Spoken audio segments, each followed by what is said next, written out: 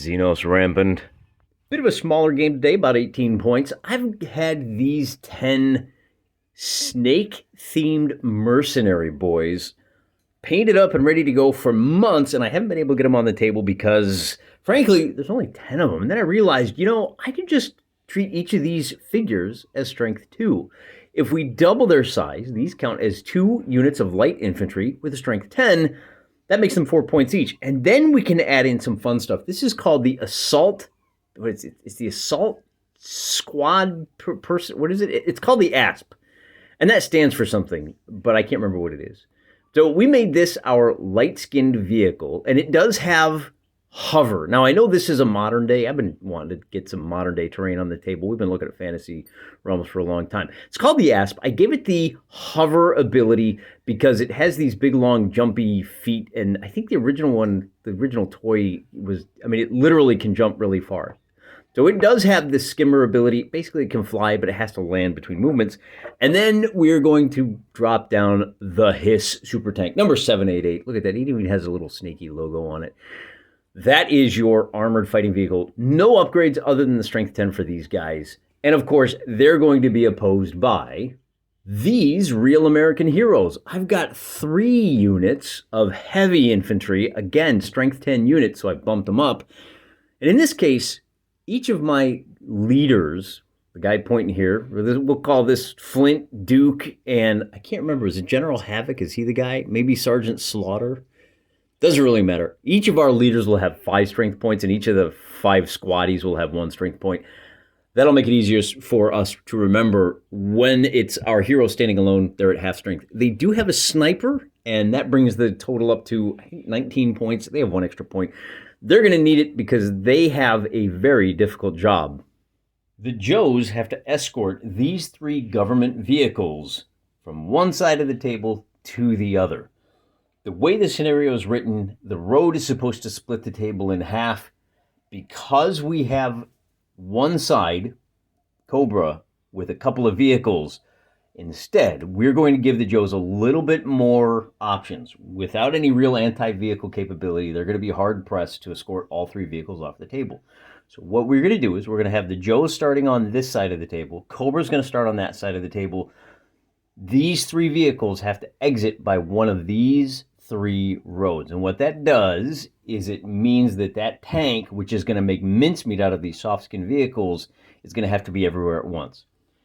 You get 5 points. So the Joes get 5 points for every vehicle that exits at greater than half strength. They only have 5 strength. They only have armor 3. They can't make any attacks unless they try to run guys over. If they get off the table with 1 or 2 strength points, that's worth 3 victory points. Then for the Cobra, if they can destroy a vehicle, that nets them 5 experience points. And if the vehicle flees off any other edge, then they get 3 victory points, I should say. So really it's going to be 5 and 3. 5 for destroying or getting off at greater than half strength, and then 3 for getting off at half strength or not getting off at all. We're going to play a total of, I think, 6 turns, is it? I stand corrected. There is no time limit. Our defenders, meaning G.I. Joe, set up first. I've got a squad here, here, and 1 over here by the homeless camp.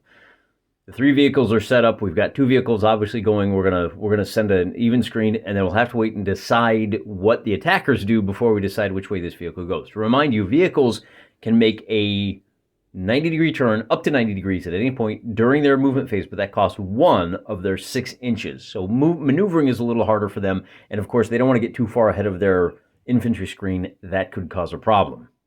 The forces of Cobra have deployed. Now, the ambushers can deploy anywhere they want. They've put a light squad here in the storage yard, 1 over here behind the palm tree, kind of near the diner.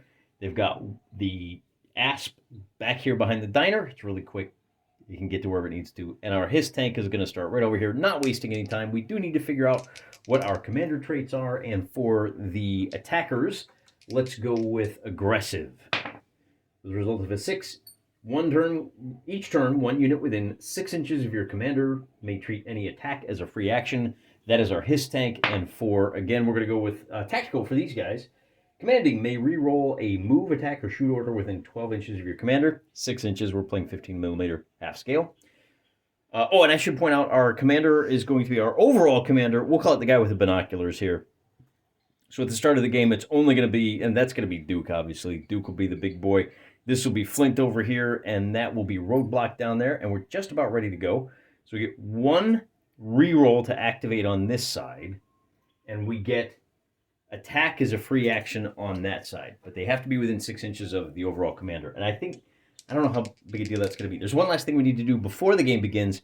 Our sniper team here can take a free move action, plus they can move an additional D6 inches forward, which, of course, again, we got to cut that in half. So they're going to be able to redeploy 12 inches in any direction. And I think there's only one thing to do, and that's to deploy right up here. We got some rooftop Koreans here. I don't remember who the Korean G.I. Joe is, and I don't even remember if he's the sniper, but he is today. Got a good field of fire in lots of different directions. And now, on turn number 1, the attacker gets to go first. Our light infantry are happy where they're at. They're going to let these vehicles do as much damage as they can. And then the light infantry, they're not great. So we'll wait and see what happens with the vehicles. The HISS tank can only move 4 inches, but it does get the free move. Vehicles can move and shoot. The hopper can move 6 inches. And because it's a hopper, it just goes bang, 6 inches like that. The HISS tank is going to move forward 2 inches. It will use 1 inch to make its turn, and then it's going to move 1 inch forward so that it's got a line of sight on our first soft-skin vehicle. In order to take the shot, so we've got 2 shots on this vehicle right here. In order to do that, these vehicles have to make a shoot activation, and then their attacks will be at -1. Starting with a HISS tank, activating on a 6 or better, and a 5 means that it will not, and that is the end of the turn. The Joes get an opportunity to leg it. The 3 vehicles can each move 12 inches. But we're going to have to turn them, aren't we? We need to get him out of here now that we see which way the tank is going. He's going to move to there. I guess we need to try to activate our heavy infantry to get him out of the way. Maybe this was not such a great setup after all. The heavy infantry can shoot first. They are further than 9 inches from these guys. So I need to try to activate. So here's the question. Do I activate my free moves first and risk getting them into trouble? I think.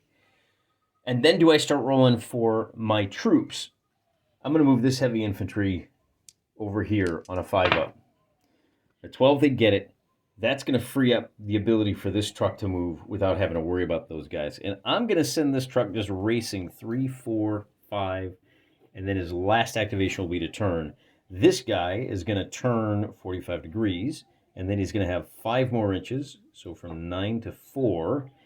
And then these guys can move a total of, heavy infantry moves 6 inches, which is 3 inches for me. Then we're going to take a shot with our sniper. Trying to take out the pilot of this Asp. We need a 7 or better. We fail. That's going to be the end of the turn. Then our HISS tank. Well, let's move our hopper 6 inches to here. And it's going to try to light up the sniper. Again, we're looking to roll high enough to get in the attack. And on a 9, we'll be successful. The Asp has an attack of... Well, he shoots on a 6-up, which we just did. And then he has, and I kind of did it wrong, didn't I? You're supposed to do everything for one vehicle first. I should have moved the HISS and then tried to shoot. And then moved the hopper and then tried to shoot. So that first failure, I guess Cobra got away with one. Oh, go figure. Cobra's a bunch of cheaters. The Asp is going to shoot on, it's going to be hitting on 5s. And because there's no cover or anything, they're close enough, it's just going to be a straight roll. And this one might look pretty ugly. We get a total of 1, 2, 3, 4 hits. By the way, the sniper has the ability that you have to be within 6 inches of him to shoot at him. He has an armor of 3 and a courage of 4. He is within 6 inches of his leader, so he will get a +1 for that. He gets -1 because he took a point of damage, and that means he's just going to make a straight courage check. Looking for 4 up. He makes it. He's fine. But do let me put down one of those. So he took his first, I guess his first hit point. He made his first dodge roll. Now we can bring the Hiss tank into action. And I think with the Hiss tank, we might want to stay right there, huh? I'm going to do something a little weird. I'm going to go 1, and then I'll move him 2 inches to here, and I'll turn him 90 degrees. I want him close so that when he starts rolling down the drive-through, he's as close as possible to these guys. Remember that even with a range of 18 inches, anything beyond, well, and with a range of 9 inches, anything beyond 4.5 inches, he's at -1. So he is now moved. He's going to try to attack this soft skin vehicle. With an 8, he will be successful. We need to make an attack roll. And he treats the soft skin vehicle as though it has an armor of 1. These heavy vehicles are brutal. You know, I forgot my commander. I could have re-rolled that activation. Oh, what are you going to do? Got to remember this stuff, guys. The Hiss tank is also pretty good. Well, actually, he's not. His shoot, he activates on a 6-up. He hits on a 4-up. But he moved, so he's only hitting on 5-ups. And holy cow, it doesn't really make much difference, does it? He completely blasts out the first of the SUVs. That is 5 victory points for Cobra. Then, do they have anybody else that's in range? I don't think these guys have line of sight to the rooftop. The light infantry for Cobra get move as a free action, and they can move a grand total of 8 inches. Well, 4 inches for me. But since they are scrambling over and around the car, what we're going to do is shift them like this.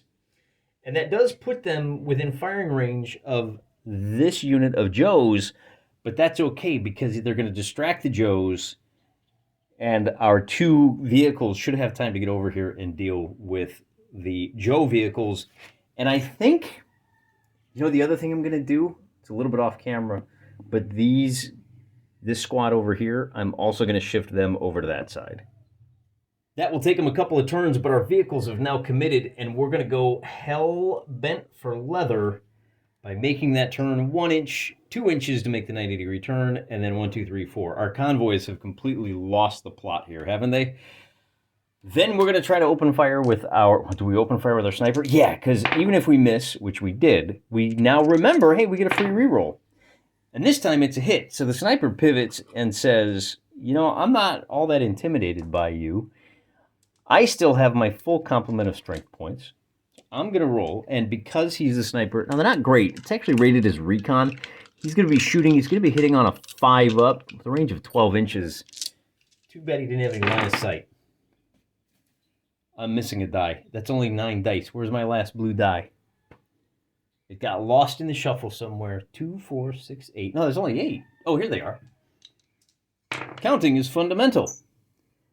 Hitting on 5s. He's going to get a total of 4 hits on the Asp, and the Asp has an armor of 3. It is close to the general, so it will be making its check on, needs a 4 or better. And with a 9, it'll be fine. But at least we got 1 point of damage. If we get 2 more points of damage to the guy, then good things will happen for us. The next order of business is to try to bring we get our heavy infantry over here on the left. They get a free shoot action. They're shooting at long range at a force that is in cover. They're 8 inches away. They're in hard cover, so they're only going to be hitting on, normally they hit on 5s, 6s. They're only hitting on 6s, but we gotta try and keep their heads down. We gotta try and force them back, don't we? We get a couple of 6s. The good news is shooting at light infantry means they only need to get 2, and that's going to do 1 wound to these guys. So I do need a wound marker to mark one of them. It doesn't really matter which one. So that's 1 out of the 9. Those guys have to make a morale check, and if we roll a 4, this is what we were hoping for. This is what the Joes were hoping for anyway. Light infantry only has a courage of 4. They're at -1. That is a 3. That is a failure. But before we resolve that... Oh. which means they can attempt a firefight. We need a 7 or better. They are successful. So before we apply that failed morale check, we can roll for the light infantry shooting back at the heavy infantry. And they're going to be hitting on 5s or better. They are at long range, so again, we're going to be hitting on 6s or better. And they don't get any hits. So now we apply that failed morale check. Since they're in cover, they simply become suppressed. And that's what the red gem is for, to remind me they're not going to be able to activate next turn. Over on this side of the table, we do want to move these guys. With an 8, they will succeed. We're just going to bring them up here into cover. They can't take a shot this turn. We'll call them in light cover, I guess, if the tank shoots at them. We have one more unit over here that if we check, our line of sight looks a little something like that. We'll give it to them. Oh, shooting, they don't need to make an activation check. Heavy infantry automatically shoots. They are going to be shooting and hitting on 5s. They are at close range, so there's nothing doing there. They got to get 6 hits to even dent this tank. So we're looking for 6 5s or betters. We only got 2. But those hits do force a courage check. With a courage of 3, well, anything but a snake eyes, it was worth it, you know? We didn't do any damage, but if we'd rolled the snake eyes, we could suppress them, and that would have bought our convoy one more turn without getting shelled. Didn't happen, unfortunately. That does end the turn. Play kicks over to Cobra. And that means our tank is going to, you know, we need to keep him in line of sight. So we're going to go 1 inch to turn. And then he can move a total of 3 inches. 1, 2, 3. And then we're going to try to have him shoot because, man, that was really effective last time. With a 9, he will get a shot off on, call it, this convoy vehicle. But before we do, let's try to recover our light infantry. With a result of a 9, they are no longer suppressed. Now we can do that big cannon shot at the lead vehicle. This is how you do the ambushes, right? Hitting on 5s because we missed. Oh, wait a minute. Are we only hitting on 6s? Oh, we are definitely at close range now. Are we? That's 6 inches right there.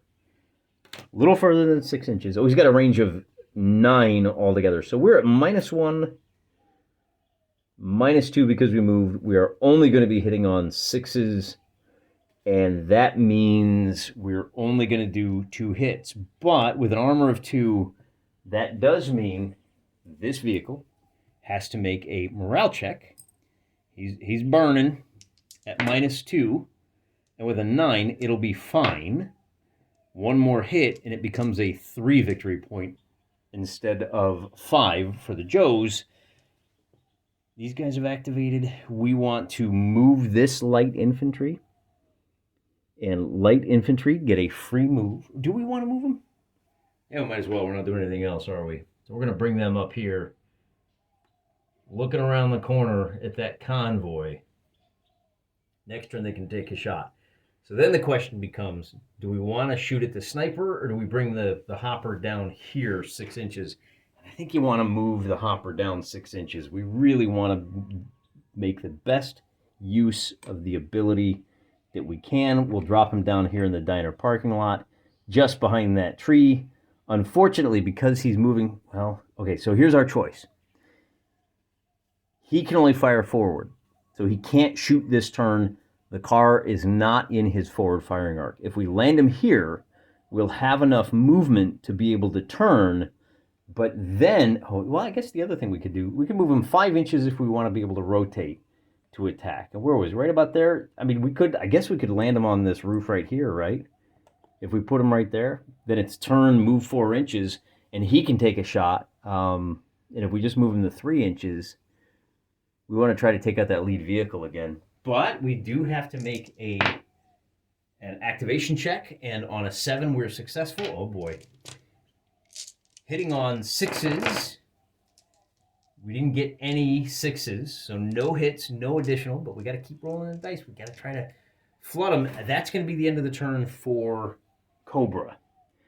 For G.I. Joe, our snipers, our recon, man, they only shoot on a 7. That's not good. Armor 2 when shot at. I got to remember that. Their armor goes from 1 to 2. They are fleet, so they ignore terrain.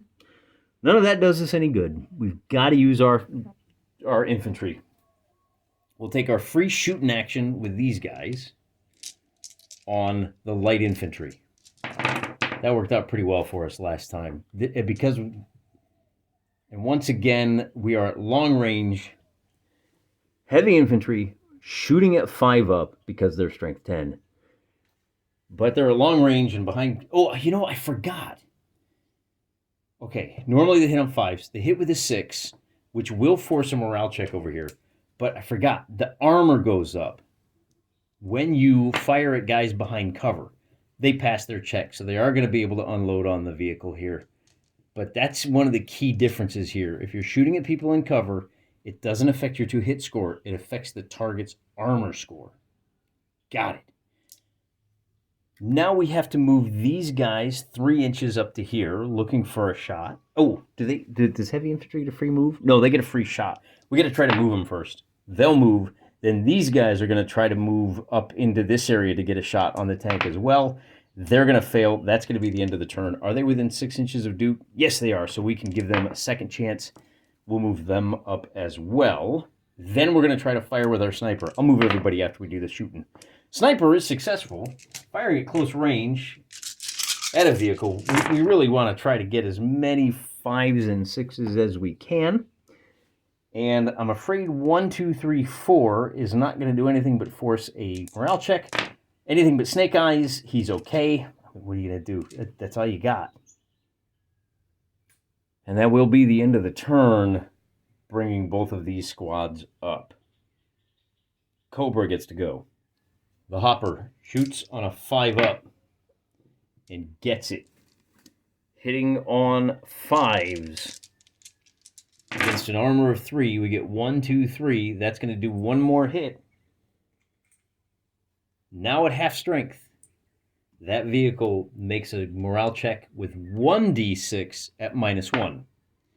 With a result of a 3, our courage of 4 means the vehicle is going to become suppressed.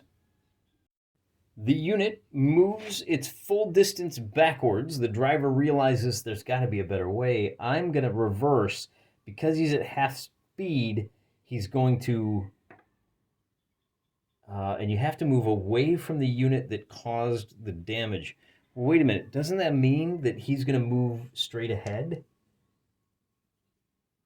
I think it does. I think he winds up moving forward. Because he is damaged, he moves at half speed. That's only going to be 3 inches straight ahead, like that. Oh, no, because, yeah. Who is it? Because he did the damage. That opens up the ability for this guy to do the same. And he's actually going to slide up another 3 inches. Note the gun is on a turret, so he has a 360-degree fire arc. The reason he's going to do that is he doesn't want to get involved with hand-to-hand combat with the heavy infantry over here. By moving up to there, he buys himself another turn of no hassle, and he's going to open fire on, if he's going to open fire on this vehicle, I think. Yeah, that's exactly what we're going to do. Now, he does need to make an activation test to do that, and he needs a 6 or better, I think. He fails. He does have the... Oh, no, he gets a free shoot action. That was his ability. He doesn't have to check at all, does he? At least one guy gets a free shoot, and you might as well give it to yourself because you're the guy with the biggest gun. Only hitting on 2s, he does 2 more points of damage. That will blast this vehicle out of the road. And then we still have a shot from this light infantry over here. They get a free move action, not a shoot action. They will shoot on a 6 or better. And with a 7, they're successful. Looking for 3 successes. They are at 4.5 inches? There's no cover there. They're beyond 4.5 inches, so we're only hitting on 6s. We get 1, 2. That does force a morale check, a full strength, and it doesn't have any effect. Look, small arms against vehicles are not great. These other guys don't have line of sight because the little Mini Cooper, the Mini Cooper's not blocking it. We'll give them credit for armor, I guess. Although at long range, light infantry only have a range of 9 inches, so the vehicle is just out of range anyway. That's going to end the turn. And honestly, the battle's over because the Cobra has now eliminated 10, has earned 10 victory points. The best Joes can hope for is 5. 10 to 5 is going to be really about the best we can do. So should we keep playing? I think it's a foregone conclusion. I don't think I have enough terrain on the table. I don't think the convoy had enough options, and I don't think that the Joes had enough anti-vehicle capability. The fact that you're going up against 2 vehicles is deadly. And now that I think about it, I think you're limited to half of your points. I've got 8 points of guys and 10 points of vehicles. That doesn't work in this game. You should only have 9 points of vehicles. I didn't think that one extra point, cheating by 10 instead of 9 would be that big of a difference. But now that I've seen it in action, it does. You can, with all of the Rampant games, blame activation all you want, but at the end of the day, this one just comes down to the fact that the Joes, instead of a sniper, probably should have brought some anti-tank capability, or maybe should have brought some fire support. If they had been able to call in some artillery strikes, they could have played merry havoc with the vehicles. That said, are the Joes really going to call artillery strikes on suburban America? We've all seen the cartoon. You know they will. They just didn't today. It's all right. We'll get them next time. Till then, I'm praying for you.